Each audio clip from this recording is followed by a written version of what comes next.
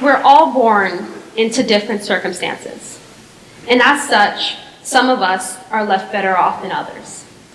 For a very long time, I believed that because of my less than ideal situation, that I couldn't be the best version of myself that I wanted to be. I remember, even through the worst moments of my life, feeling helpless, like everyone had control over what I could do except for me, and I could only wonder when that would change. The thing about helplessness is that more often than not, it's a state of mind. We plant seeds of resentment in ourselves, and we allow ourselves to think that the people around us and the people who have authority over us have the means to control our entire reality. And we render ourselves useless to the goings-on in and out of our lives. However, regardless of how helpless we may feel, there is always room to plant seeds of hope and seeds of change that set you up for success and that can change whatever toxic cycles you've been subjected to. In the 3rd grade, the majority of my friendships were unhealthy. We spent more time berating and harassing each other than we did playing and making pretend like kids should. I used to have a slouched posture and a stomach that stuck out through my shirts, and my friends used to call me names and ask me when the baby was coming. They controlled my self-image, and as a result, I began to see myself as someone who wasn't worthy of their attention. It got so bad that in the 5th grade, I had to move schools. And even then, that seed of resentment continued to grow until I became the one who called people names. I became the one who made fun of the way people looked. And I became the one who couldn't regard anything positive when it came to others. Soon enough, my friends at this new school realized that I may not even be conscious of my own hypocrisy. I was told one night that they were drawing the line, and that they'd already talked to the principal about me, and if I continued, they were going to talk to him again. I cried myself to sleep.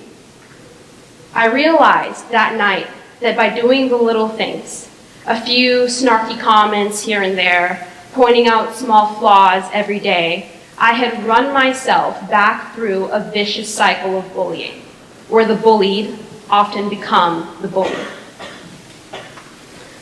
It took a while, but slowly I had to break this cycle. I decided that every day when I was about to say something that didn't need to be said, I had to think about a positive aspect of the person that I was about to insult, or even try to remember what I had to do for homework that night. Over a long period of time, each and every single one of my friendships strengthened. And I found that it felt a lot better to process my anger with something productive or distracting than to take it out on others the way that it had been so brutally taken out on me. The thing about that is, it's a matter of decisions, not circumstances. We decide what we want to do with the toxic cycles in our life. We can relive them and perpetuate them, or we can rise above them. So, in the 7th grade, after moving to the US, I managed to get used to new people, meet new friends, get used to a new school, and start living in a new country. Yet that summer, before the 8th grade, I had to face another one of the toxic cycles in my life. One of mistreatment and a lack of self-worth. You see, as a young girl, I had made many a visit to see my family in Jamaica, where I was born. And I was always excited to go until I got there, and no one was nearly as kind to me as I'd hoped they would be. That summer, I'd finally received the choice of whether or not I could go. And it was something I'd been dreaming of. But all of the friends that I had just met in this new country had their birthdays in the summer, and I wanted to be there for them. I begged, and I tried to compromise, until one day I got a phone call from a family member. His answer was no, because according to him, my friends, my happiness, were not an excuse not to see him. And he had plenty of insults, threats, and choice words to send me back through another downward spiral. Throughout the 8th grade, my self-esteem and my mental health deteriorated until my freshman year, I hit the bottom of this spiral. It was on a Saturday at a band competition, and at the end of our performance, after a long day, I had one lingering thought, the feeling that I'd done a horrible job. Everything that had been said to me, all of the mistreatment, all of the anger came rushing back until I began to cry. And I began to breathe faster and faster and faster and faster until I was hyperventilating and I was convinced that I was dying. It was the first of many panic attacks that I would have over my 4 years here at Amador. It was that night, on the bus ride home, that I realized the power of small things to change your entire reality, including the decisions you make. For so long, my reality was something dark and uncontrollable until I decided that things needed to change. I decided to start taking better care of myself.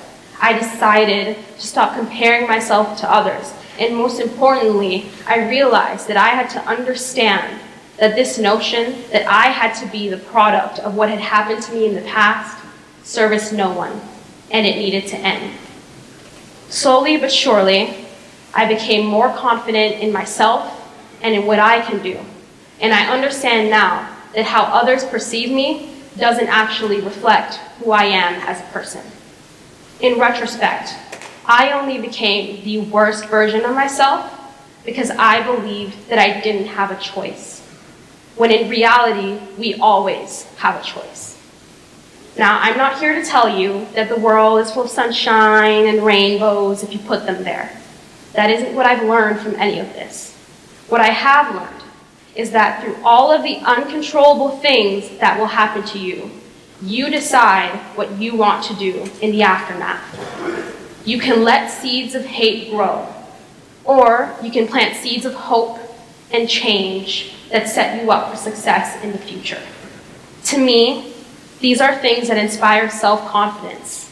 It's important to know who I am, flaws and all, and be proud of that as well.